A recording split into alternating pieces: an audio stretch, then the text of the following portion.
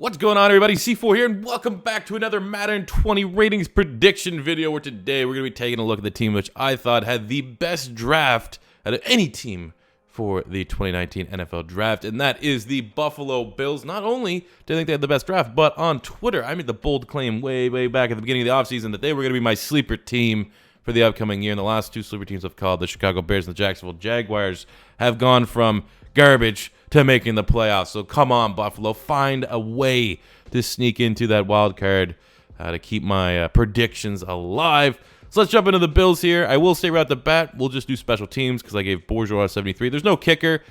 These rosters aren't mine. I've been using like just different mismatches of rosters.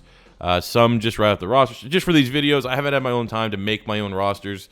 So, you know, it is kind of annoying with some of the ratings and all that. I have OCD, so when it comes to stuff like that, I want everything to be as accurate as possible. That's why I did the realistic rebuild. So, like I said, that's why these rosters aren't getting released, because I wouldn't put my name on them just because there's little small things, like there's weights are all off, body types are weird.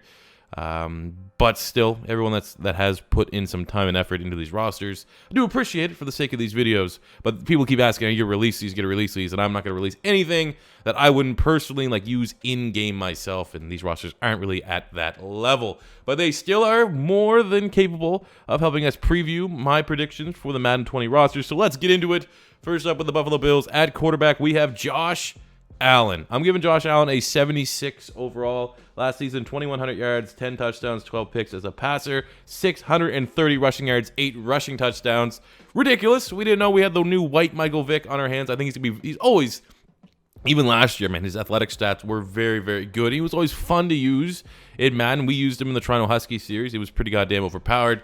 I think he's going to be overpowered yet again and should be able to elevate his game. Plus, you're going to have two QBs that are going to be very fun on these Buffalo Bill rosters, as you also have, in my opinion, still shocked that he didn't get drafted, Tyree Jackson out of Buffalo.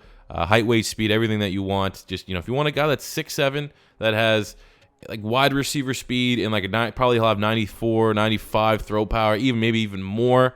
Tyree Jackson is definitely a name to look for your Madden 20 franchises.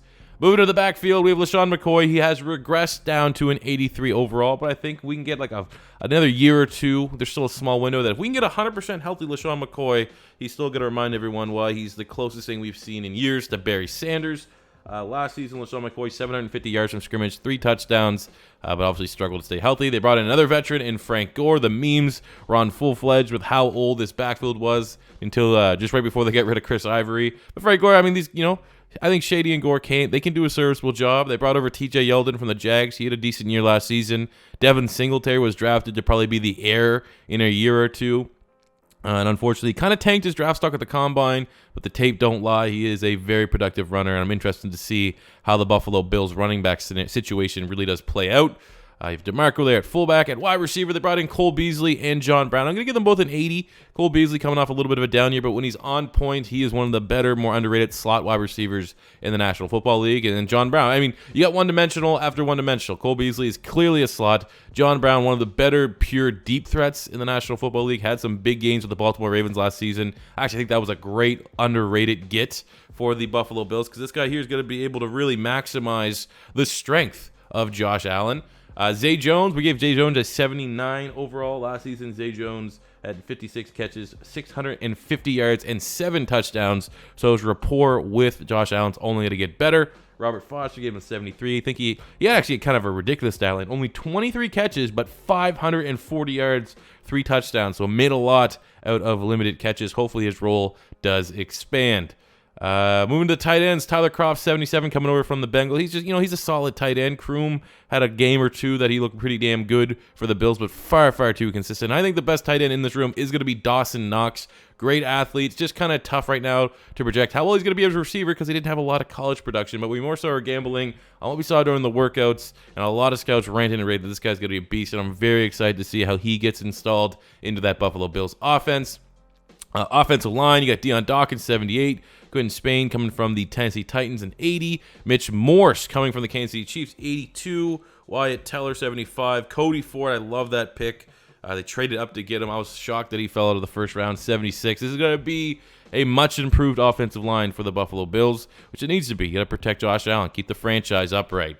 Moving to the defensive side, we got Trent Murphy. I'm giving him a 79 overall. Last season, 4 sacks, 5 TFLs. Exact same for Shaq Lawson, 4 sacks, 5 TFLs. But Shaq Lawson really has never hit, that full potential. I mean, I really did like him coming out of Clemson, and I don't know, maybe another year under McDermott's defense, he'll be able to elevate his game to another level. Trent Murphy just gets the higher rating because he was more highly regarded and had a big year with the Redskins before the whole Lane Johnson supplement issue. Going on the other side, we have Jerry Hughes, who we give an 86 overall, 7 sacks, 13 TFLs. Plus, he had on the fact that he's a Pro Football Focus darling, so he'll get an 86. Does a lot of stuff that doesn't necessarily show up on the box score. For defensive tackle, Ed Oliver, I'm hoping to God he gets, I'm not going to go so far and he'll say he'll get a superstar X factor, but I hope he does get a star dev trait, or superstar dev trait even. But 82, I think he's definitely going to be one of the few rookies, the handful of rookies that get an above 80. I'm a huge Ed Oliver fan.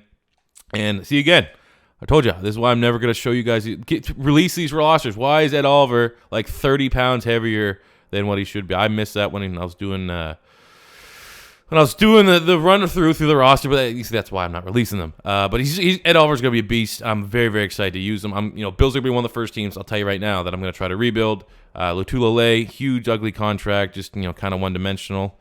Harrison Phillips might be able to take a next step in his career next season. Outside linebacker, you got Matt Milano. I'm giving him a 79 overall, 78 tackles, 3 interceptions, 7 pass breakups, and 12 tackles for loss. Really, really productive year. I think he is, becoming one of the more underrated outside linebackers in the National Football League. And if he has another year like he did last year, more people are going to start to take notice. Same goes Tremaine Edmonds. Kind of slips through the cracks when you're talking about, the Roquan Smith. Everyone will talk about Leighton Vander Esch. Tremaine Edmonds had a really good year as well. 121 tackles. We had 5 TFLs, 2 sacks, 2 picks, 12 pass breakups. He came in as an athletic project, and he proved it, man. He was in my IDP fantasy leagues. He was my middle linebacker for a decent amount of my championship season. And I also, Gator bias, love the Voshawn Joseph selection a little bit late. I think he's going to add much-needed depth, some great special teams ability. And then right outside linebacker, we have Lorenzo Alexander, old man. Good year. I'm giving him an 84 last season. He had 74 tackles. He had 6.5 sacks, 11 tackles for loss, 2 interceptions, 9 pass breakups. Did it all. Quite remarkable, honestly, the fact that he didn't really hit his stride. He was like 32, 33, and still is playing at a very high level. Jumping to the secondary, we got Trey White, give him an 85. A little bit of a down year in comparison to a really good rookie season, but he still is one of the best young corners in football. So we give him an 85. I think he had 2 picks last season. 2 picks, 8 pass breakups. Levi Wallace, another really nice season last year. We'll give him a 77. And then beyond that, they got they got to find some guys. At free safety, we have Micah Hyde. I'm going to give Micah Hyde an 85 overall last season. 2 interceptions, 5 pass breakups on 58 tackles. A little bit of a down year, so this is a regression because I think he started as like a 90 or something crazy like that when Madden 19 dropped. So we'll have him down here at 85. Also, really did like the Jaquan Johnson selection out of Miami. Again, best draft class, I think, almost by a considerable amount last season for the 2019 draft. And then at strong safety, the meme on the channel, Jordan Poyer. We're giving him an 85. He actually had a pretty good year, even though who's the run? He got embarrassed on a run really, really badly. I don't know if was it Nick Chubb?